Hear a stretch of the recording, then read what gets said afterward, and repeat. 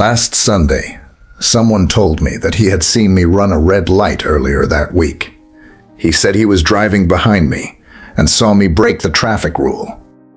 At first, I felt a small knot in my stomach because I don't see myself as a careless driver. I actually drive slowly most of the time. So I asked him, "Are you sure it was me?" He said yes, he was sure. He described my car. He described the junction. So I sat with it for a while, and I started thinking back to that morning. I remembered I was in a hurry.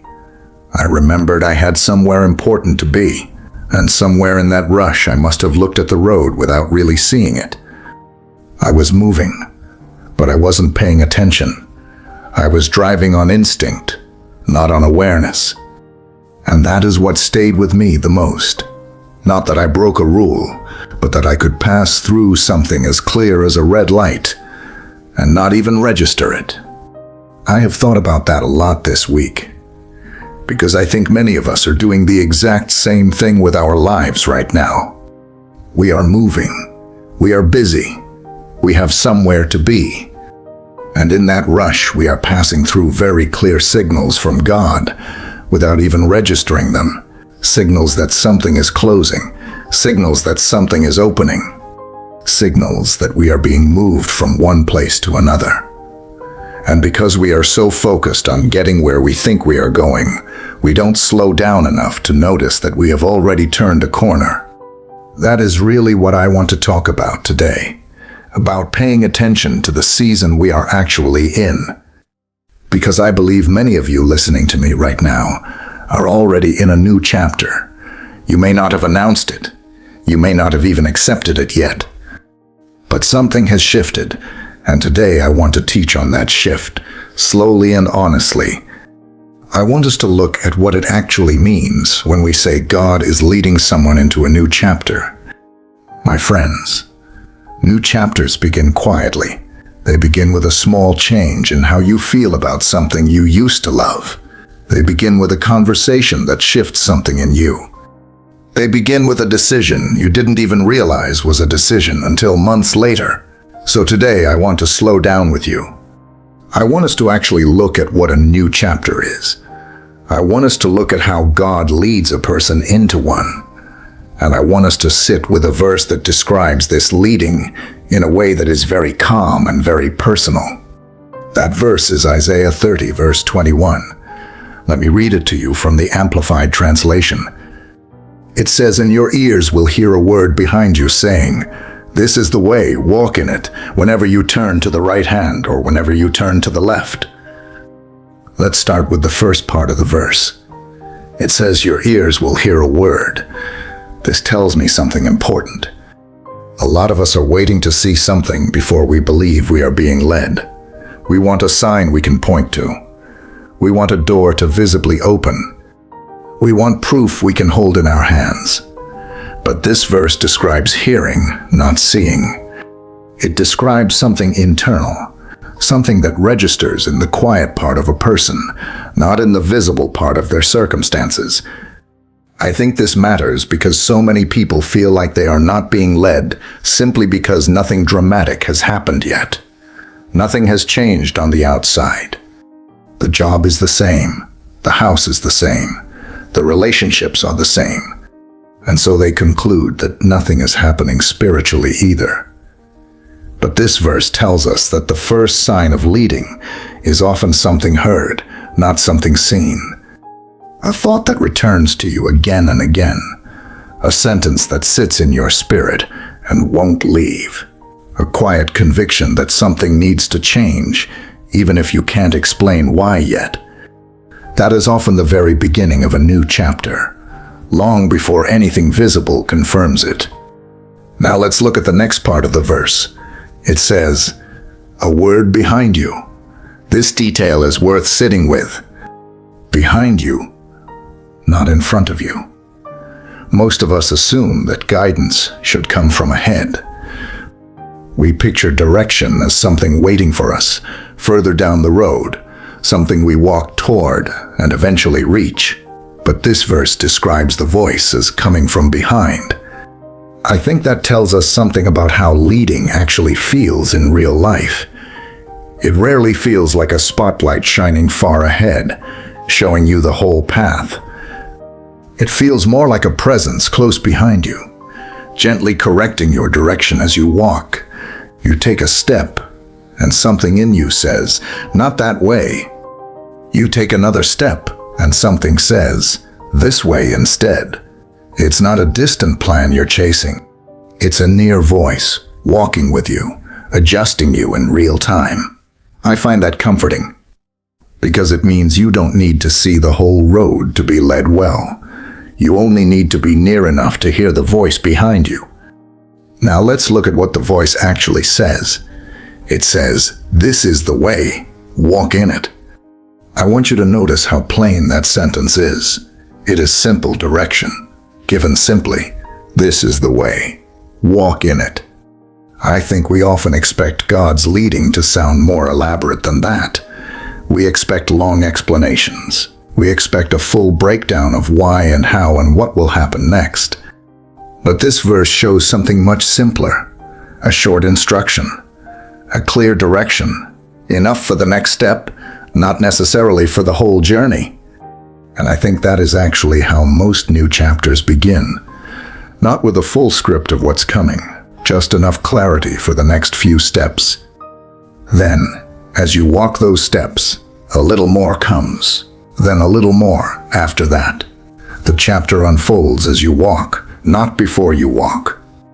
Now the final part of the verse is the part I want us to spend the most time on today. It says, "Whenever you turn to the right hand or whenever you turn to the left." This tells me that the voice does not only speak once, at the very beginning, and then go silent. It speaks at every turn. Every time you're about to veer slightly off course, the voice speaks again. This means guidance is not a single event. It's a continuous relationship. You don't receive one instruction and then walk the rest of the way alone, hoping you remembered it correctly. The voice stays present. It corrects you gently, again and again, at every point where you might drift. I think this changes how we should think about new chapters. A new chapter is not something God drops into your life once and then leaves you to figure out on your own. It is something He walks you through, turn by turn, correcting you softly along the way. Let's talk now about what it actually feels like to be in the early part of a new chapter, because I think naming the feeling helps people recognize it in their own lives. Often, the first feeling is a mild restlessness, not sadness exactly. Not excitement exactly either. Just a low hum of unease with things staying exactly as they are. You look at your daily routine, and it still functions. Nothing is broken. But something in you no longer settles into it the way it used to. You find yourself doing the same things you've always done, but noticing them differently. A conversation that used to interest you suddenly feels flat. A room that used to feel comfortable suddenly feels small. None of this means something is wrong with you. It usually means something in you has already begun to move, even though your circumstances haven't caught up yet. The inner shift almost always happens before the outer one. This is something I think we don't teach often enough. We talk a lot about outer change, new job, new city, new relationship, new season on paper. But very rarely do we talk about the inner change that happens first, quietly, before any of that is visible. I want you to know that if you are feeling this right now, that restlessness is not confusion. It's not you being ungrateful for what you have. It may simply be the early sound of that voice behind you, beginning to speak. I also want to mention that this restlessness usually doesn't announce itself with a label. It doesn't come with a note attached explaining what it means. It just shows up quietly in the middle of an ordinary day. You might feel it while doing something as simple as washing dishes, or driving somewhere familiar, or sitting in a meeting you've sat through 100 times before. There's no dramatic trigger. It just settles in, uninvited, and stays. I think that's worth mentioning, because people sometimes wait for a big moment to tell them a change is coming. But most of the time, the first sign is small and easy to miss if you're not paying attention. That's really the whole point of the story I opened with today. I missed a red light because I wasn't paying attention, not because the light wasn't there. The signal was clear. I just wasn't looking closely enough to see it. I think the same is true spiritually for a lot of us. The signals of a new chapter are usually present long before we notice them. We're just moving too fast or too distracted to catch them the first few times they appear. Let's talk about another feeling that often shows up in a new chapter, and that is a kind of clarity that surprises you. You'll be sitting somewhere ordinary, doing something ordinary, and suddenly a thought becomes very clear. Not loud, just clear. You understand something about your life that you didn't understand the week before. You see a pattern you hadn't noticed. You realize why certain things kept repeating. You understand, without anyone explaining it to you, that something needs to shift. I think this kind of clarity is one of the quiet signatures of guidance. It arrives with simplicity. A single sentence forms in your mind, and it feels more solid than your usual thoughts. That is often the voice behind you, saying, "This is the way," not shouting it, just saying it plainly, in a moment you weren't expecting. Now I want to talk about something that I think trips a lot of people up when they are entering a new chapter, and that is the assumption that a new chapter must look impressive to be real. We often measure our seasons by how they appear to others. If people can see the change, we believe it. If people can't see it yet, we doubt it. But most new chapters begin in a place no one else can observe. They begin in a decision made quietly, a boundary set without announcement, a habit changed without applause, a perspective shifted while sitting alone with your own thoughts. None of that looks like anything from the outside, but it is often the actual beginning of the chapter. The outside catches up later, sometimes much later. I think it's important to say this plainly, because many people feel like nothing is happening simply because nothing external has changed yet. But according to this verse, the voice speaks first. The walking comes next. The visible chapter comes after both. Let's slow down here and talk about the walking itself, because the verse doesn't only say this is the way, it says walk in it. Walking is a process, not a moment. It happens one step at a time, one day at a time. I think we sometimes picture a new chapter as something that arrives fully formed, like a page that turns cleanly from one scene to the next. But real life doesn't work like a book. Chapters overlap. The old and the new exist together for a while before the old one fully fades. You might still be doing some of the same things you did in the previous season, while also stepping into something new. That overlap is not a sign that the leading isn't real. It's simply how walking works. You don't leap from one chapter into another. You walk, step after step, and somewhere along that walk, without a clear line marking it, you realize you are somewhere new. I want to talk now about the turning mentioned in the verse. Whenever you turn to the right or to the left, this tells me that even within a new chapter, there will be moments of uncertainty about direction, small forks, small decisions, moments where you're not entirely sure which way to go. And I think this is actually reassuring if we look at it closely, because it means the voice isn't only for the big decision to move forward, it's for the smaller decisions inside that movement too. Which conversation to have, which door to walk through, which offer to accept, which relationship to nurture, and which one to release quietly. The same voice that spoke at the beginning of the chapter continues speaking at every one of these smaller turns. You are never left to navigate the details alone once you've accepted the direction. The guidance continues, turn by turn, for as long as the walking continues. Now I want to shift and talk about something that I think is important to name honestly. New chapters can feel disorienting, even when they are good. I think we sometimes assume that if something is from God, it should feel peaceful and certain from the very first day. But that isn't always true. Even a good change can feel unfamiliar at first.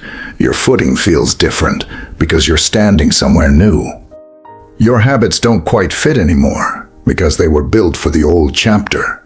Your emotional responses might feel scrambled because you're adjusting to a different rhythm of life. None of this means the direction is wrong. It often just means you're new to it. Anything new takes a little time to feel steady. I think many people abandon a genuine new direction too early, simply because it felt unfamiliar, rather than because it was actually wrong. Unfamiliar and wrong are not the same thing. One is about timing and adjustment. The other is about direction. It's worth learning to tell the two apart. Let's go back to the verse one more time because I want us to notice something about tone. This is the way, walk in it. The tone is calm. There is no panic in that sentence. There is no urgency dressed up as fear. It is a settled instruction, spoken with quiet confidence. I think this tells us something about how we should carry ourselves as we enter a new season. Not frantic, not anxious about getting it exactly right on the first try, just walking one step after another, listening for the next correction if it comes. The voice behind you is not in a hurry. It speaks when it needs to speak, and it trusts you to keep walking in between those moments. I want to talk now about something people rarely mention when they talk about new chapters, and that is the emotional mixture involved. It is possible to feel both relief and grief at the same time. Relief that something is finally shifting. Grief for the version of your life that is fading, even if it wasn't the version you wanted to keep forever. I think this mixture confuses people. They expect a new chapter to feel purely positive, like a straight upward line. But real transitions are rarely that simple. You can be genuinely glad about where you're heading and still feel something tender about what you're leaving. Both of those feelings can exist in the same heart, in the same week, sometimes in the same hour. That is not a contradiction. That is what it actually feels like to be human, while something in your life is changing. I think it helps to name this plainly, because unnamed feelings tend to confuse us more than they should. When you can say, I am glad about this, and also a little sad about that, something settles in you. You stop trying to force your emotions into a single tidy category. You let them be layered, the way most real experiences actually are. Now, let's talk about something else worth mentioning. Honestly, sometimes a new chapter doesn't begin with something exciting at all. Sometimes it begins with something ending, a door closing, a relationship shifting, a situation no longer working the way it used to. And I think people often assume that an ending like that means the leading has stopped, rather than that it has simply changed form. But according to the pattern in this verse, the voice speaks whenever you turn, whether that turn was something you chose or something that happened to you. The presence behind you doesn't only speak when things are opening. It speaks just as clearly in the moments when things are closing. This is the way, walk in it, can apply just as much to a painful ending as it does to a promising beginning. Because both are part of the same walk. Beloved, I want to close this teaching portion with a simple reminder. Being led into a new chapter doesn't require you to be extraordinary. It doesn't require perfect hearing, perfect faith, or a perfectly quiet life, free of distraction. It simply requires a willingness to notice, and a willingness to take the next step once you've noticed something. That's available to every single person listening to this today, not because you're especially spiritual, simply because the voice behind you is patient, and it keeps speaking, turn after turn, for as long as you keep walking. Let's move into prayer now. Father, thank you for today. Thank you for the ordinary moments that led us here, and for the quiet ways you have already been speaking to us before we even had the language for it. We come to you now, not with polished words, but with honest hearts. Some of us have been moving so fast that we haven't stopped to listen for your voice. We've been rushing through decisions, rushing through days, rushing through seasons, without pausing to notice what you've already been saying. Forgive us for the moments we passed through your signals without paying attention. Slow us down now, Lord. Quiet the noise in our minds long enough for us to actually hear you. You said our ears would hear a word behind us, saying, "This is the way, walk in it." Lord, let that be true for every person hearing this prayer right now. Let them hear your voice clearly, not as something distant, but as something near, walking closely behind them, correcting them gently at every turn. For the one who feels a restlessness they can't quite explain, let them understand that this feeling is not confusion. Let them recognize it as the early sound of your leading. For the one who is grieving something ending, even while sensing something new is forming, comfort them in that mixture of feelings. Let them not feel guilty for being both sad and hopeful at the same time. For the one who feels like nothing has changed on the outside yet, remind them that the inner shift always comes first. Give them patience with the process and confidence that what is already shifted inside them is real, even before it becomes visible to others. For the one who is unsure which way to turn, whether to the right or to the left, speak clearly to them in this moment. Let your instruction be simple enough for them to follow, even if it isn't the full picture yet. Give them just enough light for the next step, and give them trust to take it. Lord, help us stop measuring our seasons by how they look to other people. Help us understand that a new chapter can be real long before it looks impressive to anyone watching from the outside. Give us patience with the walking itself, one step at a time, without needing the entire journey to make sense today. Keep your voice near to us, Lord, not once and then silent, but present at every turn, exactly as this scripture says. Whenever we drift to the right, speak. Whenever we drift to the left, speak. Keep correcting us gently. Keep walking with us closely, until the whole shape of this new chapter becomes clear. We thank you in advance, not because we can see everything yet, but because we trust the voice that has already begun speaking. Thank you for walking behind us and beside us and ahead of us all at once in ways we don't always understand but can still trust. We receive this new chapter with open hands, Lord. Help us walk it well, one obedient step at a time. In Jesus' name we pray. Amen. My dear friends, before we close today, I want to speak to you plainly for a moment, the way I would speak to a friend. This ministry exists because people like you choose to support it. What we have is you, watching, sharing, and telling someone else that this might help them too. So if this teaching spoke to you today, even in a small way, I want to ask you humbly to like this video, because it genuinely helps this message reach someone else who might be sitting exactly where you were sitting before you clicked play. And if you can, please share it too. Send it to someone who might be quietly walking through a season of change, wondering if anyone understands what that feels like. You sharing this video is one of the only ways this message travels beyond this screen. It is honestly the main way this ministry continues to grow and continues to reach people who need it. There's no big budget behind this. There's no large marketing campaign. There is only you and the people you choose to pass this along to. So thank you in advance for considering it. I also want to ask you to do something simple in the comments below. If you believe, even quietly, that God is leading you into a new chapter right now, I want you to type these words in the comment section. Today I choose to hear God's voice.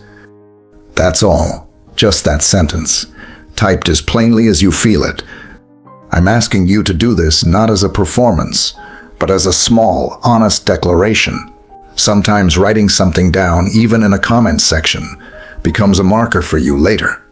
A moment you can look back on and remember, this is when I said yes to walking forward. It also helps someone else scrolling through these comments feel less alone in what they're going through. They'll see your words and something in them will settle, because they'll realize someone else out there is walking through something similar. So if you can, take a moment before you close this video. Type that sentence out. Thank you again for being here today, and for listening all the way to the end. I don't take that for granted. Wherever you are in your own chapter right now, whether it's just beginning or already well underway, I hope today's teaching helped you feel a little less confused about it. Keep listening. Keep walking. The voice behind you is not silent. It is speaking gently at every turn. Take that seriously today, even if it's quiet, even if it's small. That's usually exactly how it starts. I'll see you next time.